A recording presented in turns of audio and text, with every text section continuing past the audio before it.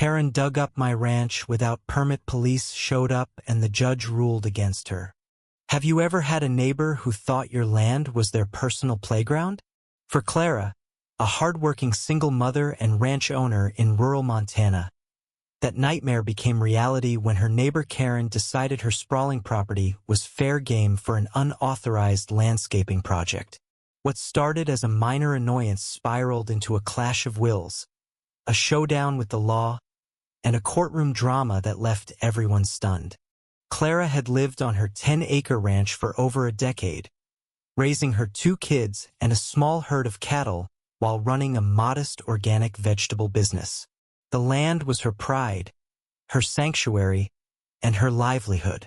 Karen, a recent transplant from the city, moved into the neighboring property with her husband, a retired lawyer, and an air of entitlement that could choke a horse. From the moment Karen arrived, she made it clear she saw Clara's rustic lifestyle as an eyesore. "Your barn could use a paint job," she'd remark with a tight smile, or, "Those cows are awfully loud for a civilized neighborhood." Clara bit her tongue, valuing peace over petty feuds. But peace shattered one crisp October morning when Clara returned from the farmer's market to find a backhoe tearing through her northern pasture. Clumps of earth were piled high, and a trench stretched across her land like a fresh scar. Standing triumphantly by the machine was Karen, directing a hired crew like a general on a mission.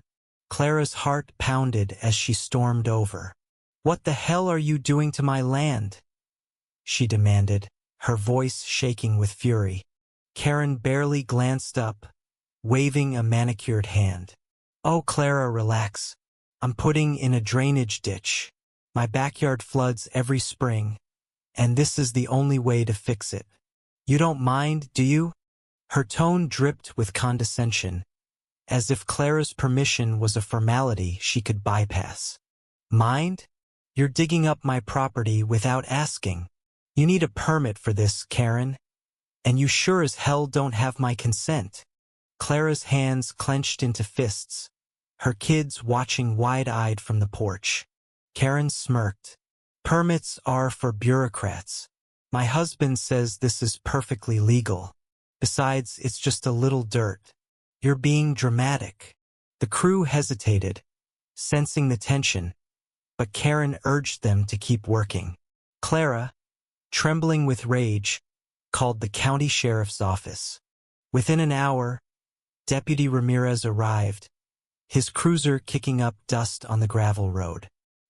He surveyed the scene, his expression darkening as Clara showed him the property line clearly marked by a century-old stone fence Karen had conveniently ignored. "Ma'am," he said to Karen, "do you have a permit for this excavation?" Karen crossed her arms, defiant. "I don't need one. This is for the greater good of the neighborhood. Her land's just sitting there, unused." Ramirez raised an eyebrow. "Unused? This is a working ranch, and you're on her property. I'm issuing a stop work order until this is sorted out." He turned to Clara. "You want to press charges for trespassing?" Clara hesitated, not wanting to escalate but knowing she couldn't let this slide.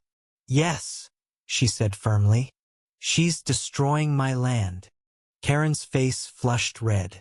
"You'll regret this, Clara. My husband knows judges. You're just a stubborn cowgirl who doesn't know her place." As Ramirez escorted the crew off the property, Karen stormed back to her house, already dialing her husband. The twist came a week later when Clara received a letter from Karen's husband, claiming Clara was violating county zoning laws by running a commercial farm in a residential area. It was a blatant lie. Clara's ranch was zoned agricultural, and her business was fully licensed. But the letter threatened a lawsuit unless she dropped the trespassing charges. "She's trying to bully me into submission," Clara told her friend Mia, a local environmental lawyer who dealt with her fair share of entitled neighbors. Mia's eyes gleamed with determination. "Oh, we're not just fighting back. We're going to bury her in her own mess." Mia helped Clara file a countersuit for property damage, trespassing, and emotional distress, citing the cost of repairing the pasture and the disruption to her business. She also uncovered that Karen's drainage ditch violated state environmental regulations, as it risked diverting runoff into a nearby creek, endangering local wildlife. Armed with this, Clara and Mia marched into the county courthouse, ready to face Karen and her husband, who'd hired a slick attorney from out of town. The courtroom was packed, the small town buzzing with gossip about the Ranch versus Karen showdown. Karen took the stand, her voice dripping with self-righteousness. "I was improving the neighborhood," she insisted.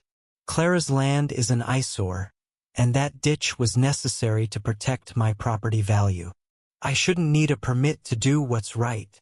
Her husband nodded smugly from the gallery, whispering to his attorney. Clara's turn came, and she spoke with quiet strength, detailing the hours she'd spent building her ranch, the sleepless nights worrying about her kids' future, and the betrayal of seeing her land torn apart. Mia presented photos of the damage, environmental reports, and testimony from a surveyor confirming the trench was entirely on Clara's property. Then came the surprise witness, Tom, one of Karen's hired crew members, who'd quit after the incident. "She told us to keep digging even when we warned her it was illegal," he testified, his voice steady. "She said she'd handle any trouble because her husband had connections." The gallery gasped. Karen's attorney scrambled to object, but the judge, a no-nonsense woman named Judge Harper, silenced him with a glare. "I've heard enough," she said, her voice like steel. "Mrs. Karen, your actions were not only reckless but malicious. You trespassed, caused significant damage, and attempted to intimidate Miss Clara with baseless legal threats. This court does not tolerate such behavior." Karen's smug facade crumbled as Judge Harper ruled in Clara's favor, ordering Karen to pay $25,000 for property damage, $10,000 in legal fees, and an additional $5,000 for emotional distress. The judge also mandated that Karen restore the land to its original state under county supervision, with a hefty fine for noncompliance. As a final blow, the environmental violation was referred to state authorities, who later imposed a separate $15,000 penalty. Karen's husband sat frozen, his connections useless against the mountain of evidence.